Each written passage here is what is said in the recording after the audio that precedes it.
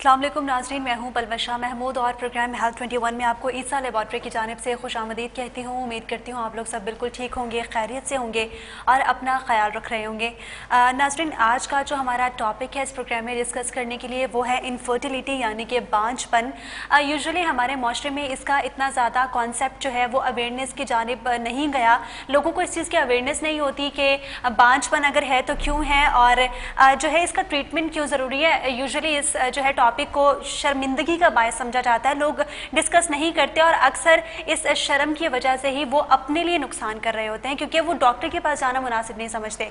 तो आज इसी टॉपिक के हवाले से बात करने के लिए हमारे साथ स्टूडियोज़ में मौजूद हैं डॉक्टर अतिया काजिम, गायनेकोलॉजिस्ट हैं। अस्सलाम वालेकुम डॉक्टर साहिबा, कैसे हैं आप? वालेकुम सलाम परवशा, thank you for calling me in this programme. आप सुनाएं कैसी हैं? अल्हम्दुलिल्लाह। डॉक्टर, मेरा आपसे सबसे पहला और सबसे जो कॉमन क्वेश्चन है इस टॉपिक के हवाले से वो है व्हाट इज़ इनफर्टिलिटी। इनफर्टिलिटी क्या है, बांझपन क्या है? परवशा, आजकल के दौर में तो वैसे तो इनफर्टिलिटी का कॉन्सेप्ट हर एक को पता है, लेकिन जैसा कि आपने सही कहा कि लोग बहुत छुपाते हैं और उसे जाहिर नहीं करना चाहते। इनफर्टिलिटी एक ऐसी बीमारी, इसको हम बीमारी नहीं कहते। बांझपन बेसिकली ये है कि अगर आपको शादी के 1 साल तक औलाद ना हो तो उस चीज़ को हम कहते हैं बांझपन। लेकिन ये नहीं कि आपकी अभी शादी हुई है और अगले महीने या 1-2 महीने के अंदर फ़ौरन प्रेगनेंसी हो जाए, जिससे प्रेगनेंसी नहीं हो रही या 6 महीने में प्रेगनेंसी नहीं हो रही, तो ये बांझपन नहीं कहलाता। बांझपन इज़ दैट कि when after 1 year of marriage you not conceive, 1 साल हो गया है तो आपको इन्वेस्टिगेशन करवानी चाहिए, आपको प्रॉपर गायनेकोलॉजिस्ट के पास जाके ट्रीटमेंट लेना चाहिए। इसको बांझपन कहा जाता है।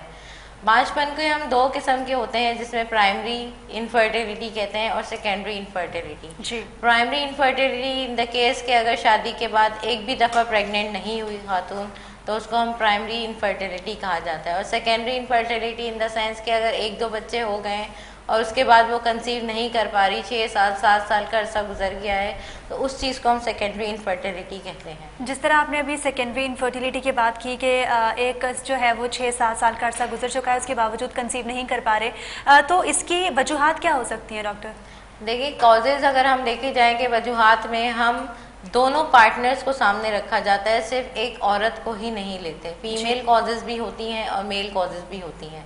दोनों टाइप ऑफ फर्टिलिटी में, चाहे वो प्राइमरी इनफर्टिलिटी हो चाहे वो सेकेंडरी इनफर्टिलिटी हो, उसमें फीमेल कॉजेज़ हो सकते हैं जिसमें हार्मोनल इम्बैलेंस हो सकता है, जैसे मेंस्ट्रुअल इरेगुलरिटीज़ हैं, माहवारी का हर टाइम पे ना होना, आगे पीछे होना या फिर महीना चढ़ के होना, इन सब कॉजेज़ की वजह से, या अंडों का सही ना बनना हार्मोनल इम्बैलेंस की वजह से, जिसमें हार्मोन हमारे थायराइड मेन हार्मोन होता है, प्रोलैक्टिन मेन हार्मोन होता है, फास्टिंग इंसुलिन होता है जो कि एग बनने को रोक रहा होता है, एग मैच्योर होने से रोक रहा होता है। इसके अलावा एक कॉज होती है एज रिलेटेड। एल्डरली पेशेंट्स होती हैं more than 35 years of age, इसमें भी कॉज हो सकती है।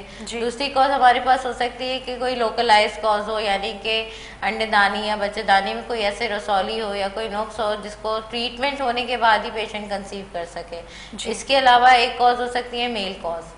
मेल कॉजेज़ भी होती हैं जिसमें हम मर्द का सेमेन एनालिसिस करवाते हैं, जिसमें हमें उनकी कमज़ोरी, जरासीम की कमज़ोरी की वजह से भी इनफर्टिलिटी का सामना करना पड़ सकता है। ठीक है, आपने सेकेंडरी जो है वो इनफर्टिलिटी की बात की। प्राइमरी इनफर्टिलिटी अगर जो है शादी के कुछ टाइम बाद, कुछ महीने बाद या 1 साल 1.5-2 साल तक अगर कंसीव ना कर पाए तो इसका क्या कॉज हो सकता है? क्या ये जेनेटिक्स में आपके शामिल होता है? देखिए, जेनेटिकली उस वक्त कह सकते हैं कि आपकी बहनों में अगर लेट कंसेप्शन हो रही है तो उसमें जेनेटिक्स हो सकता है, लेकिन ये बेसिकली इनफर्टिलिटी को हम जेनेटिकली नहीं कहते। प्राइमरी इनफर्टिलिटी में अगर शादी के 1 साल बाद आप कंसीव नहीं कर रहे हो तो आपको प्रॉपर गायनेकोलॉजिस्ट के पास जाके अपनी इवैल्यूएशन करवानी चाहिए, ना कि आपको एक लोकलाइज, एक जनरल फिजिशियन या इनके पास जाना चाहिए।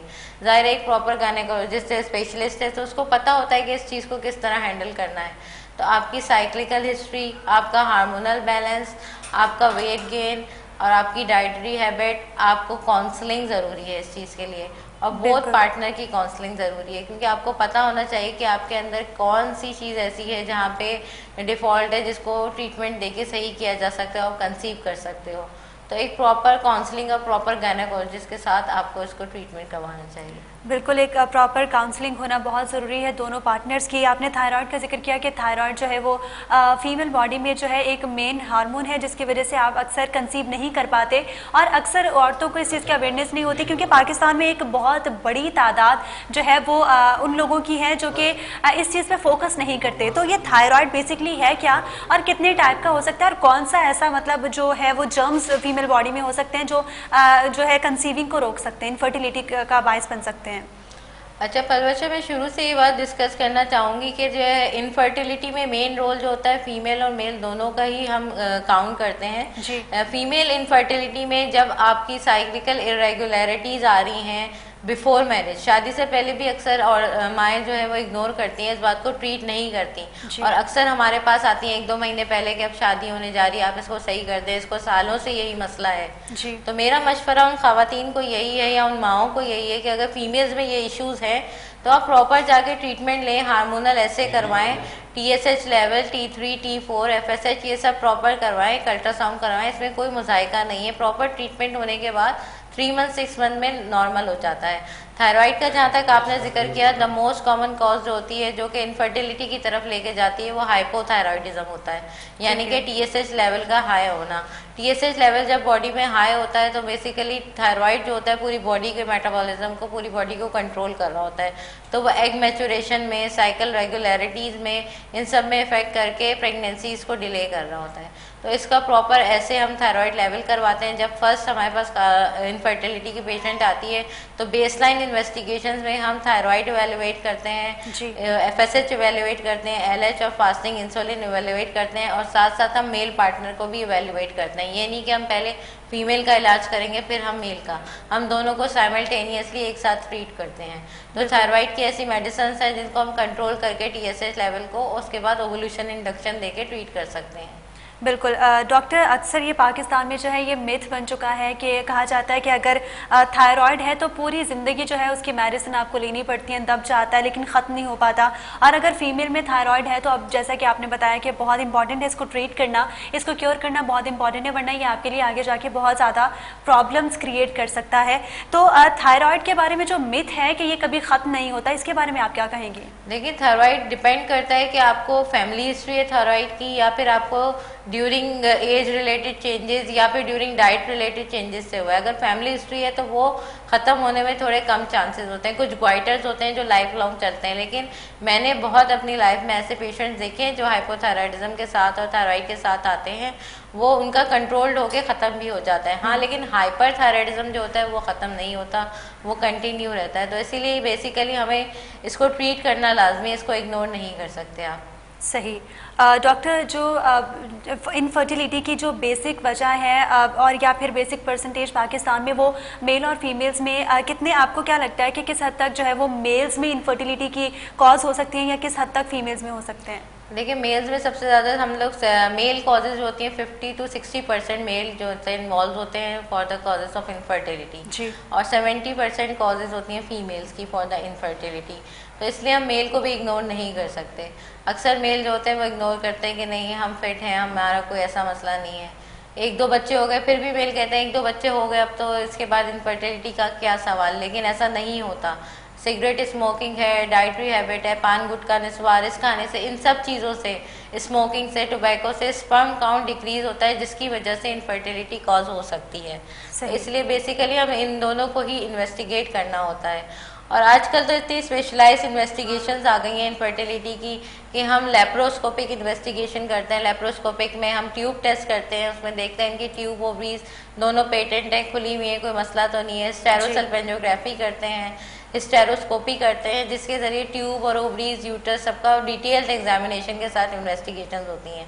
और अल्ट्रासाउंड हम करते हैं फॉर फॉलिकल मैचुरेशन। स्पेशली आजकल की जो मेन इन्वेस्टिगेशन के हिसाब से यंग फीमेल्स को ये ज़रूर पता होना चाहिए कि कौन कौन सी बेसिक इन्वेस्टिगेशंस हैं, ताकि जब वो किसी डॉक्टर के पास जाएं तो उन्हें प्रॉपर नॉलेज हो, कोई मतलब पैसे बनाने के लिए कोई इन्वेस्टिगेशन ना हो रही हो।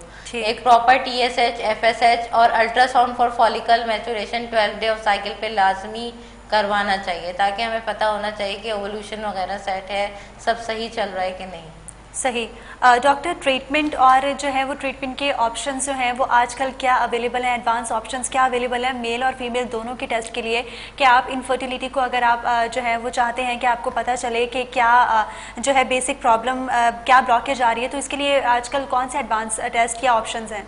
अच्छा, बेसिक ट्रीटमेंट स्टार्ट हमारा होता है पेशेंट की काउंसलिंग से। सबसे पहले हम पार्टनर्स को दोनों को काउंसिल करके स्टार्ट करते हैं ट्रीटमेंट के। देखें ये कोई ऐसा लाइलाज नहीं है। और दूसरा कि उनको समझाया जाता है कि ये नहीं कि अगर आप इस महीने मेरे पास आए हो तो अगले महीने आप प्रेग्नेंट हो जाओगे। सही। आपको वेट करना है, थोड़ा सा चीज़ें स्टेबल होने में टाइम लगता है। हम दवा करेंगे, ज़ाहिर है देने वाली ज़ात अल्लाह की है, लेकिन अल्लाह ताला ने हमें शऊर दिया है कि हम इसको प्रोसीड किस तरह करें, स्टेप बाय स्टेप।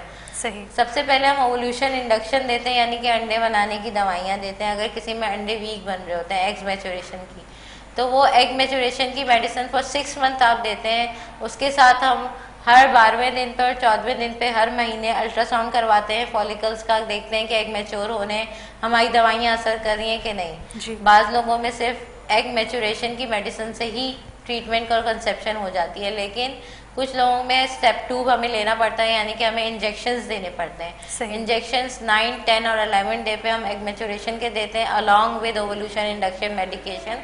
उसके साथ हम दे के फिर मैचुरेशन करवाते हैं और अल्हम्दुलिल्लाह इसके साथ बहुत सारी फीमेल कंसीव्स करती हैं। इसके साथ साथ अगर ये ओवल्यूशन इंडक्शन का ट्रीटमेंट 6 मंथ तक आप प्रोसीड कर सकते हो, नॉट मोर देन 6 मंथ। उसके बाद आपको लाजमी गैप लेना है for the 3 month, then you proceed for ovulation induction again, अगर आपका फेल्ड ओवल्यूशन इंडक्शन हुआ है। तो ये होता है बायलेटरली। मेरे अपनी प्रैक्टिस में ये है कि मैं मेल को भी ट्रीट करती हूँ साथ साथ। ज़रूरी नहीं है कि मेल बिल्कुल सही है तो इसका मतलब ये नहीं कि उनको सपोर्टिव मेडिसिन की ज़रूरत होती है, उसके साथ अक्सर फीमेल्स कंसीव कर जाती हैं। एक तो बेसिक यही, और जो मॉडिफाइड ट्रीटमेंट्स हमारे पास आ रहे हैं उसमें IUI है, IVF है और ICSI है, लेकिन हम डायरेक्ट पेशेंट को इस तरफ नहीं लेके जाते। हम पहले ओवल्यूशन इंडक्शन इंजेक्शंस दे के उसके बाद हम IUI, IVF और ICSI का देते हैं। अगर उसमें बहुत मसला है या फीमेल में मसला है कि उनके स्पर्म्स अच्छे नहीं हैं और डेवलप नहीं कर पा रहे, उनको हम यूरोलॉजिस्ट के पास भेजते हैं, प्रॉपर ट्रीटमेंट करते हैं यूरोलॉजिस्ट के पास जाके, और प्रॉपर ट्रीटमेंट के बाद भी अगर नहीं होता तो फिर हम IVF और IUI का मशवरा देते हैं पेशेंट को। सही। तो डॉक्टर, जो आपने ट्रीटमेंट्स की भी बात की है, इंजेक्शंस की भी बात की, तो ओवरऑल ये कितने टाइम पीरियड के जो है वो ट्रीटमेंट्स होते हैं और कितने % चांसेस होते हैं कि इन ट्रीटमेंट के बावजूद जो है, इन ट्रीटमेंट के बाद मेल या फीमेल जो है वो इजीली उनको इनफर्टिलिटी का कोई इशू ना हो और वो इजीली कंसीव कर लें? देखिए, इफ़ एवरीथिंग इज़ नॉर्मल, अगर हार्मोन्स नॉर्मल हैं पेशेंट के, एग मैचुरेशन अच्छी हो रही है जी, और सीमेन एनालिसिस सही है, मर्द का स्पर्म काउंट सही है, सपोर्टिव मेडिसिन के साथ 70 to 80% पेशेंट जो है ना विद ओवल्यूशन इंडक्शन के साथ कंसीव कर जाते हैं। जी। कुछ परसेंटेज जो रिमेनिंग है वो ऐसी होती हैं जिनको ओवल्यूशन इंडक्शन भी नहीं प्रोसीड कर रहे होते, उससे कंसीव नहीं करते, तो फिर हम इंजेक्शंस पे जाते हैं। और एज रिलेटेड इसमें और डाइटरी हैबिट, ओबेसिटी, अगर वेट गेन है, उस कंडीशन में भी आपके हार्मोन्स डिस्टर्ब होके हमारी मेडिसिन भी असर नहीं करती। फिर अगर एज मोर देन 35 ईयर्स है तो हम एक स्पेशल हार्मोन होता है serum AMH level, serum AMH level हम करवाते हैं 35 ईयर्स अबव फीमेल्स में, कि आया हमें उन्हें देना चाहिए ओवल्यूशन ट्रीटमेंट या हम डायरेक्ट उन्हें IUI, ICSI, IVF की तरफ भेज दें। तो वो बताता है कि इसके अंदर, औरत के अंदर अंडे की तादाद इतनी है कि ये कंसीव कर सकेगी या नहीं, तो फिर हम उसको मशवरा देते हैं। वरना हम 70 to 80% इसी इंडक्शन के साथ कंसीव कर जाते हैं अल्हम्दुलिल्लाह। सही। डॉक्टर, ये बताइएगा कि अभी आपने डाइटरी हैबिट की बात की कि बहुत इम्पॉर्टेंट है कि मेल और फीमेल में डाइट्स जो है वो बहुत कॉमन, मतलब बहुत अच्छी होनी चाहिए, तभी जो है इस प्रॉब्लम से भी बचा जा सकता है। तो बेसिकली डाइट क्या होनी चाहिए अगर आप इस डिजीज़ से, इस बीमारी से जो है वो बचना चाहते हैं? सबसे अच्छी डाइटरी हैबिट हमारी आजकल की जो है चेंज हुई है कि हम लोग जंक फूड पे ज़्यादा ध्यान देते हैं। हमारे अंदर बर्गर, ये फ्रेंच फ्राइज, कोल्ड ड्रिंक्स हमारी डाइट में बहुत ज़्यादा है। तो डाइट में सबसे इम्पोर्टेंट चीज़ है कि आप हेल्दी खाना खाएं और टाइम पे खाना खाएं। ये जो हमारी डाइट में नाश्ता ख़त्म हो गया है, 12 बजे हम खाना नाश्ता करते हैं और फिर लेट नाइट जाके खाना खाते हैं, ये सारे रूटीन जब डिस्टर्ब होते हैं तो ज़ाहिर है आपकी बॉडी के हार्मोन्स भी उसी तरह रिएक्ट करते हैं। फिर आपका वेट गेन होना शुरू होता है। जब रात लेट नाइट आप खाते हैं, फ़ौरन सो जाते हैं, तो ज़ाहिर है मेटाबॉलिज्म आपका अच्छा नहीं होता, वो फैट डिपोजिशन होती है जिसकी वजह से हार्मोन डिस्टर्ब होते हैं। तो हमेशा पेशेंट को यही मशवरा देती हूँ कि अगर आपको हार्मोनल इम्बैलेंस से बचना है, जैसे आजकल हार्मोनल इम्बैलेंस में सबसे टॉप ऑफ द लिस्ट जो इनफर्टिलिटी के पेशेंट आते हैं वो पीसीओएस के साथ आ रहे होते हैं, बिल्कुल, पॉलीसिस्टिक ओवेरियन सिंड्रोम। और सबसे मेन हार्मोनल इम्बैलेंस इन्हीं पेशेंट्स में हो रहा है। उसकी मेन कॉज 70-80% ट्रीटमेंट ही जो है ना डाइट रेगुलेशन एंड एक्सरसाइज है। तो मैं अपने पेशेंट्स को यही कहती हूँ कि आप प्रॉपर नाश्ता करें, सिर्फ चीनी, चावल, आलू, पराठे, burger, French fries, cold drink ये बंद कर दें। बाकी सब कुछ खाएं, फ्रूट्स, वेजिटेबल, गोश्त, कीमा, हर चीज़ खाएं, लेकिन टाइम पे खाएं और थोड़ा थोड़ा खाएं। और 30 मिनट्स की वॉक रोज़ाना लाजमी करें, ताकि आपका एक डाइट और एक्सरसाइज से वेट मेंटेन रहे, बीएमआई मेंटेन रहे और आपको पीसीओएस की तरफ जाने से बच जाए। जब पीसीओएस में आप चले जाते हैं तो फिर ओवरीज रेजिस्टेंट डेवलपमेंट शुरू हो जाती है, उसमें फिर ओवोल्यूशन काम नहीं करते, फिर हमें ओवेरियन ड्रिलिंग की तरफ जाना पड़ता है। तो उसका ट्रीटमेंट प्रोलॉन्ग चलता है, जिसपे पेशेंट एग्जॉस्ट होकर ट्रीटमेंट छोड़ देता है। बिल्कुल, आपने बात की पीसीओएस की। डॉक्टर, मेरा आपसे लास्ट क्वेश्चन ये है पीसीओएस के हवाले से, अभी आपने डाइट की बात की कि जो है वो कुछ स्पेसिफिक चीज़ें छोड़ के आपको बाकी सारी चीज़ें आप यूज़ कर सकते हैं। आजकल जो है अगर बात की जाए गोश्त की या फिर चिकन की, तो चिकन को खुराक ही ऐसी दी जाती है जिसकी वजह से नेचुरली जो है वो यंग फीमेल्स में बहुत कॉमन हो चुकी है ये डिजीज़। तो उसके लिए क्या करना चाहिए हमें? देखिए, ये हमारे थोड़े से मिथ्स हैं। हम लोग ने मेडिकली ऐसा प्रूव नहीं किया कि चिकन में ऐसी कोई चीज़ है जो कि हमारे बिल्कुल, ये मिथ्स और ये बहुत कॉमन हो चुके हैं कि चिकन नहीं खाएं जिसकी वजह से जो है ना हमारे हार्मोन्स खराब हो जाएंगे। ऐसा कुछ नहीं होता, आप सब कुछ खाएं। उनकी चिकन की डाइट से हमारे हार्मोन्स पे कोई इफेक्ट नहीं करेगा। हाँ, अगर बहुत ज़्यादा फ्राइड करके आप कोई चीज़ खाएंगे, जाहिर है वो आपकी बॉडी पे इफेक्ट करेगी और आपको नुकसान करेगी।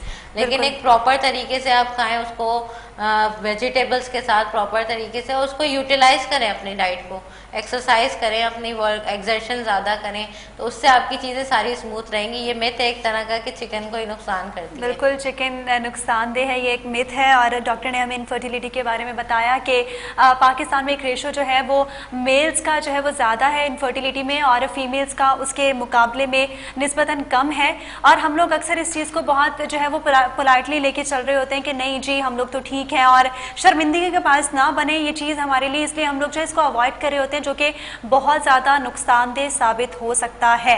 हम लोगों को जो है ये बांझपन के लिए टाइम से डॉक्टर को रुजू करना चाहिए, अपने जो भी हमारे कंसर्न्स हैं वो डॉक्टर से शेयर करने चाहिए।